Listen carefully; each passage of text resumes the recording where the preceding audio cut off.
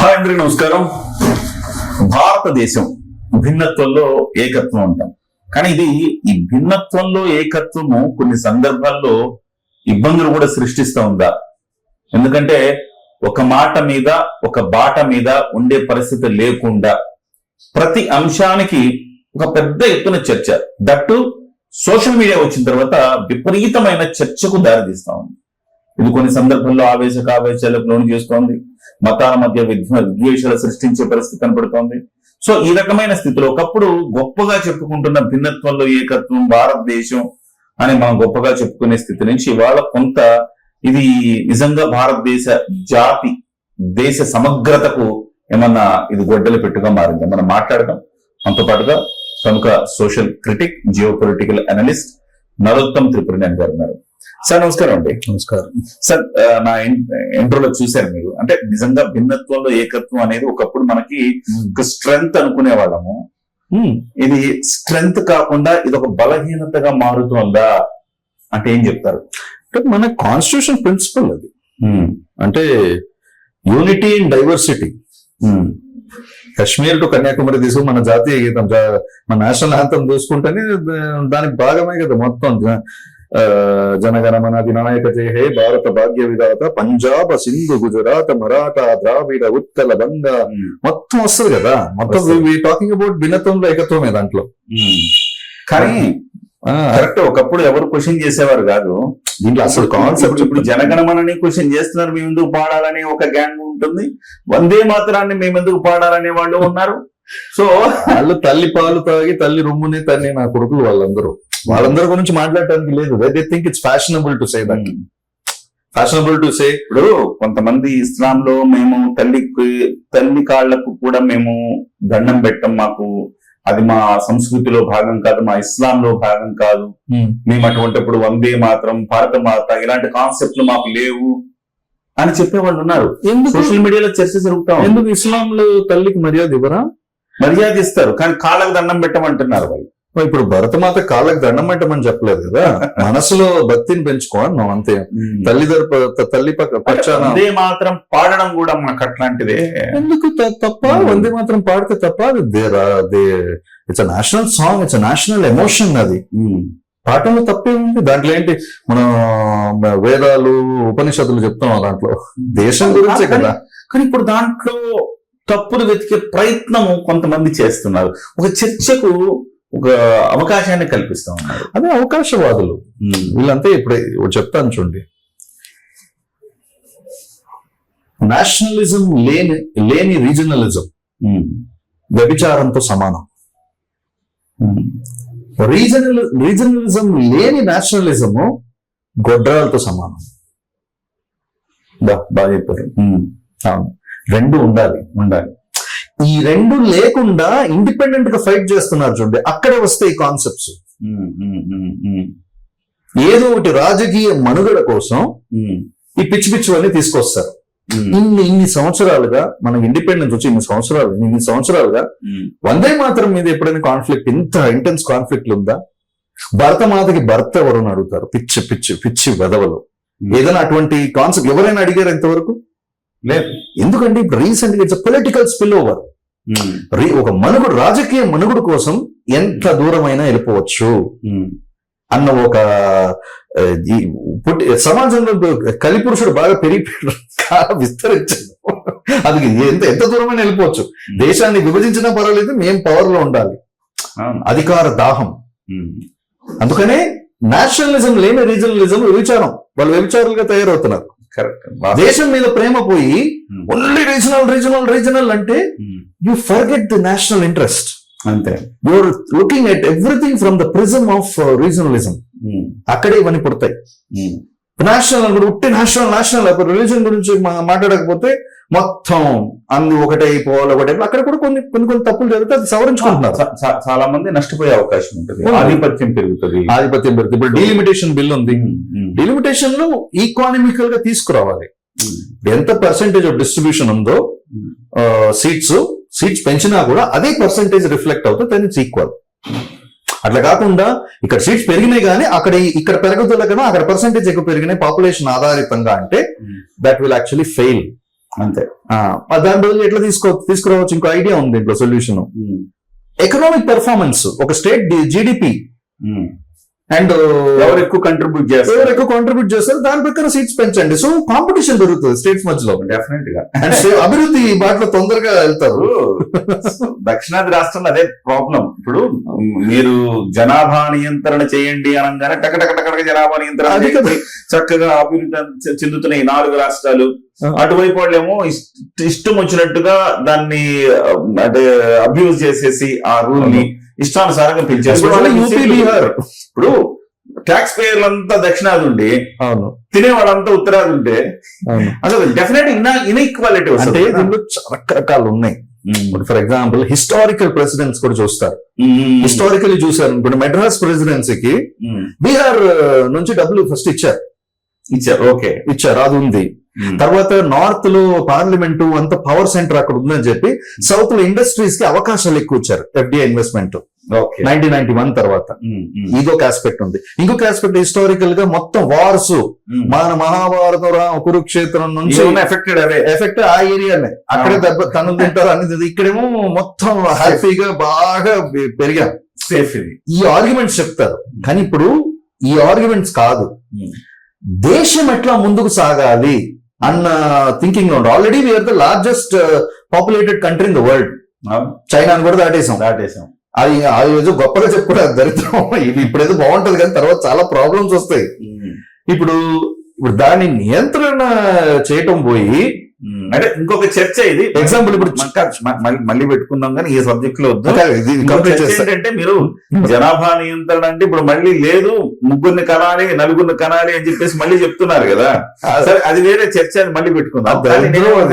నేనేమంటున్నానంటే డెఫినెట్ గా దాని మీద చర్చించాల్సిన అంశం ఉంది. దానికి విరుగుడిగా చెప్తున్నాను. ఎకనామిక్ పెర్ఫార్మెన్స్ మీద మీరు సీట్లు అలొకేట్ చేశారు. ఈ చర్చ లేదు కదా. డెఫినెట్ ఈ చర్చ లేదు. ప్రతి స్టేట్ సఫర్ అవుతుంది. అయ్యో, మేము ఎకనామిక్ పెర్ఫార్మెన్స్ ఉండాలి, ఈ పాపులేషన్ నియంత్రణ మేము చేసుకోవాలని వాళ్ళు నియంత్రణ చేసుకుంటారు, పెంచుకోరు కాదు. ఇప్పుడు తప్పనిసరిగా సౌత్ కూడా పెంచుకోవాల్సింది. ఇప్పుడు దేశం ఏమైపోతుంది. కరెక్ట్. అది అంటే ఓవరాల్ గా ఈ భిన్నత్వంలో ఏకత్వంలో మనం గతంలో గొప్పగా చూస్తున్నాము. ఇప్పుడేమో ఇలాంటి సిచ్యువేషన్ ఉంది. ఇప్పుడు ఎట్ ప్రజెంట్ సిచ్యువేషన్ ఇండియా ఏంటి? భారతదేశం ఒకటే చెప్తాను, ఇది ఒక భిన్నత్వంలో ఏకత్వం, ద ఐడియా ఆఫ్ ఇండియా. ఇది ఒక నినాదం, ఒక సంగ్రామ భేరి, ఓకే, ఒక స్వేచ్ఛా మారుతం. ఇది ధిక్కార స్వరమైన, రవికార గలమైన, దాని తేజం ఒకటే, దాని ఆత్మ కారకం ఒకటే. భరతమాత మొమ్ముపై చిరునవ్వు. ఇక్కడ విభేదించటం ద్రోహం కాదు, విభేదించటం మన జాతి హక్కు, మన జాతి నైజం, కోటి రక్తాలు ప్రవహించే సుందర జీవన మార్గం. అది మన భారతదేశం. ఇది నీ భాష వేరు, నా భాష వేరు, నీ జాతి వేరు, నా జాతి వేరు, నీ కులం వేరు, నా కులం వేరు, నీ ప్రాంతం వేరు, నా ప్రాంతం వేరు అని కాదు. అన్ని ప్రాంతాలు, అన్ని కులాలు, అన్ని భాషలు, అన్ని వివిధ ప్రాంతాల నుంచి అందరూ కలిసి ఒక నది పాలు తాగుతారు, ఒక నది నీళ్ళే తాగుతారు. అది భిన్నత్వంలో ఏకత్వం. కరెక్ట్. నీ గ్రంథం వేరు, నా గ్రంథం వేరు, నీ మార్గం వేరు, నా మార్గం వేరు, నీ అభిప్రాయం వేరు, నా అభిప్రాయం వేరు, నీ దేవుడు వేరు, నా దేవుడు వేరు అన్నది కాదు. ప్రతి దేవుడికి ఈ నేలపైనే గుడి కడతాం, ఈ నేల మీదే ఆ గుడిని ఆరాధిస్తాం. అది మన భారతదేశం.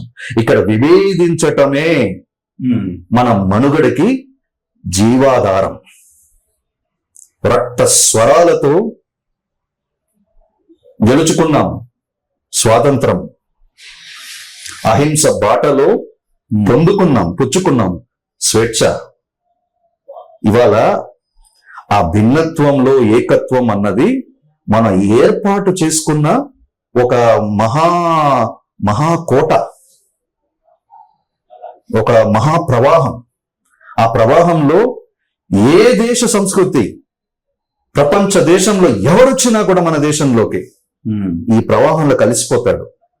అది భిన్నత్వంలో ఏకత్వం. ఓకే, దాన్ని అర్థం చేసుకుని దాంట్లో పయనించాలి మన దేశం. ఓకే. అంటే అది మహాకోటగా ఉంటే పర్వాలేదు కానీ చెట్టుగా మాత్రం మారకుండా అది కొంత లిమిటేషన్స్ ఉండాల్సిన అవసరం ఉంది. ఈ ఫ్రిక్షన్ అన్నది ఇంపార్టెంట్.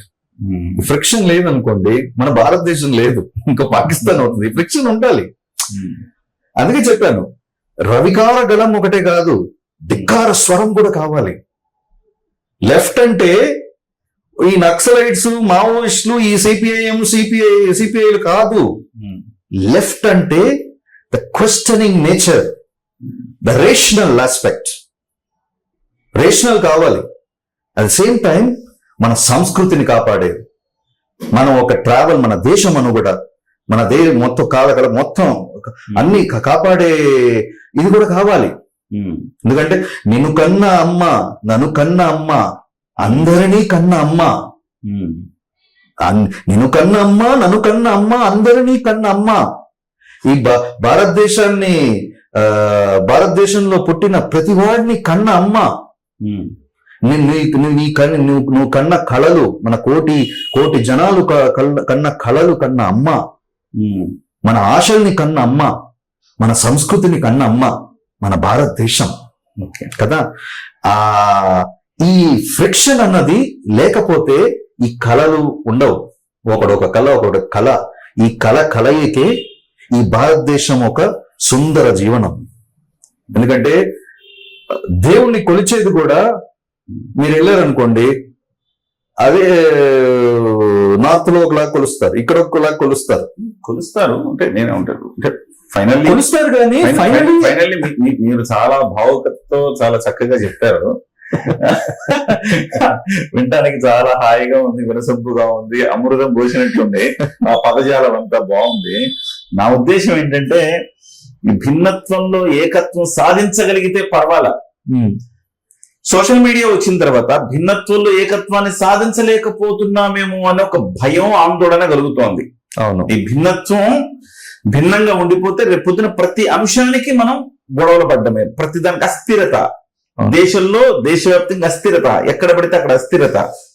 ప్రతి అంశానికి మీరు అన్నారు లెఫ్ట్ అంటే ఇది మన క్వశ్చనింగ్ అన్నారు, కానీ లెఫ్ట్ అంటే క్వశ్చనింగ్ కాదు. సో మనం చేసే ప్రతి పనిని వ్యతిరేకించడమే లెఫ్ట్ అంటే కాదు అన్న భావన కొంతమంది తీసుకొచ్చారు. అదే అబ్జర్వ్ చేసుకుని కూర్చున్నారు. ఆ రకంగా ఉండకుండా మీరు అన్నట్టుగా, మీరు ఏదైతే భరతమాత కన్నా కళలు ఎప్పుడు సాకారం అవుతా, భిన్నత్వంలో ఏకత్వం ఉండాలని, ఏకత్వమే ఉండాలని మనం కోరుకుందాం. అవును, ఏకత్వంలో భిన్నత్వం ఉండాలి. భిన్నత్వం ఉండొచ్చు, కానీ ఏకత్వం కావాలి. ఏకత్వం లేకపోతే, ఎందుకంటే చెప్తాను చూడండి, ఆమె ప్రౌడ్ ఇండియన్. ఎక్కడైనా చెప్తాను మనం చెప్తాం, మీరు proud at the same time proud Indian. But my root is Telugu. మీరు ప్రౌడ్ ఇండియన్, మీరు తెలుగు, మీ రూట్ తెలుగు, మీరు ప్రౌడ్ ఇండియన్. నేను ఒక్క మాట చెప్తా, ఇజ్రాయెల్ ఇరాన్ కొట్టుకుంటుంటే మన భారతదేశానికి ఏది మంచి అన్న రీతిలో ఎవరైనా ఆలోచించాలి. నేనైతే ఇజ్రాయెల్ ని సపోర్ట్ చేస్తాను, ఎందుకంటే Israel is helping our country. కానీ వీటికి మీరు వీడియోలో కింద మీరు కామెంట్లు చూడండి, యెహోవా మమ్మల్ని రక్షిస్తాడు, ఇజ్రాయెలే గెలుపొందాలా, ఇజ్రాయెల్ యెహోవా మా యేసుక్రీస్తు ఇజ్రాయెల్ వైపు ఉన్నాడు. అసలు ఇజ్రాయెల్ కి యూదులకి, యేసుక్రీస్తుకి యూదులకి సంబంధమే లేదు. ఈవెన్ దో ఇది క్రిస్టియన్ కంట్రీ, అమెరికా కూడా కలిసింది క్రిస్టియన్ కంట్రీ, క్రిస్టియన్లు అందరూ కూడా ఇజ్రాయెల్ కి సపోర్ట్ చేస్తారు. కింద కామెంట్ లో నేను అది ఉండొచ్చు కానీ, బట్ మన ఇరాన్కి ముస్లిమ్స్ అంతా ఇరాన్కి సపోర్ట్ చేస్తున్నారు. అరే నాకున్న భావన, నాకున్న బాధ ఏంటంటే భిన్నత్వమే. మనం ఎవరికి సపోర్ట్ చేస్తాం?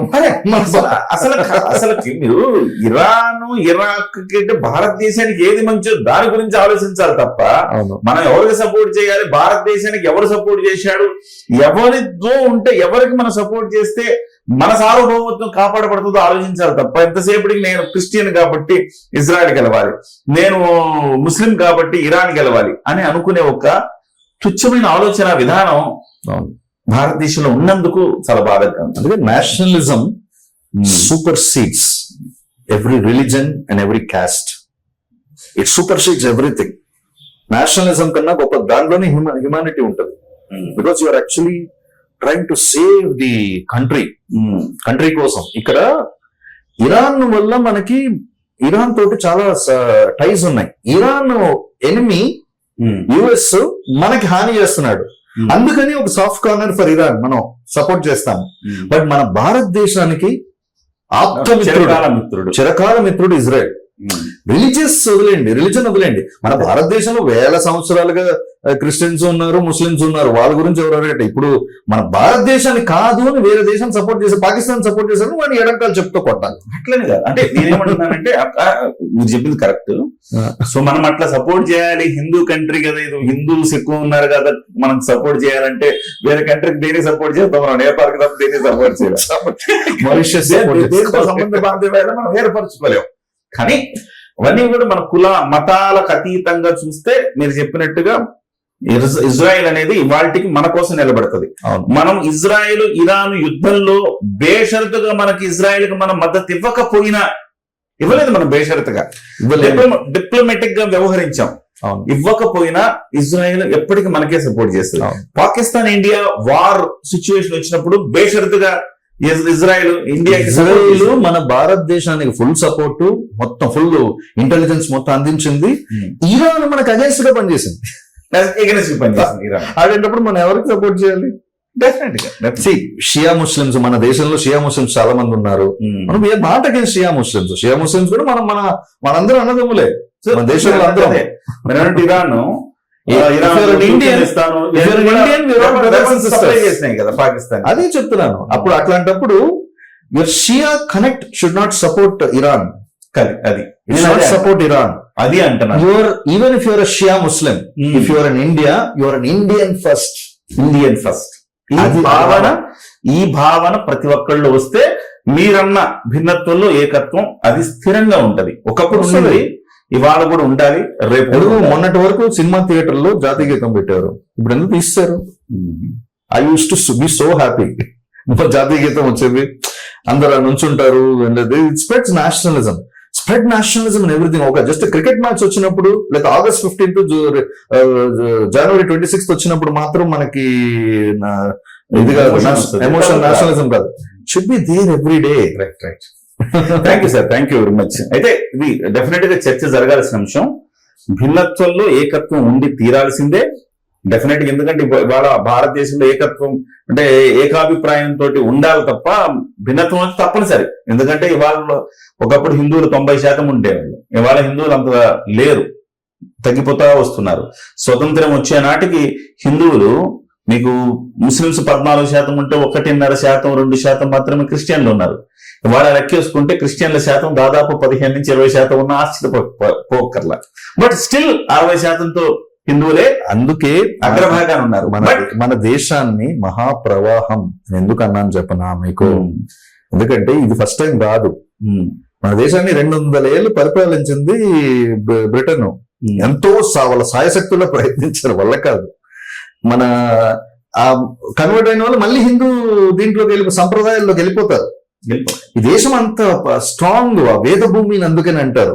ముస్లిమ్స్ కూడా వెళ్ళిపోతారు, ఏదో ఒక పొంగులాగా వస్తుంది మళ్ళీ ఆటోమేటిక్ గా. అందుకని ఇక్కడ బ్రతికే ప్రతివాడు భారతీయుడే, ప్రతివాడు హిందువే. Sir thank you very much sir, thank you very much.